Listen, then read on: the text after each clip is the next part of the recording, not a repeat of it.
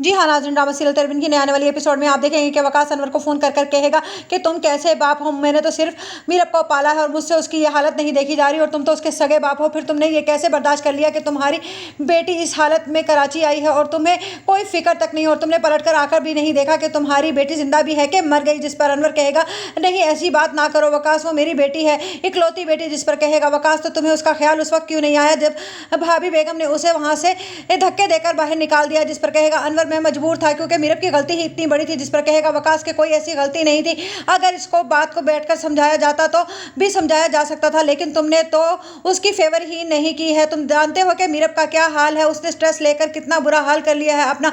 वो बर वक्त काम वाली ने देख लिया कि वो घर के बाहर लॉन में पड़ी हुई थी, वरना तो मीरब को तो कोई देखने वाला ही नहीं था क्योंकि मुर्तसिम तो उसे गेट पर ही छोड़कर चला गया था, उसे भी उसका जरा ख्याल नहीं आया। वैसे तो वो मोहब्बत के बहुत बड़े बड़े दावे कर रहा था।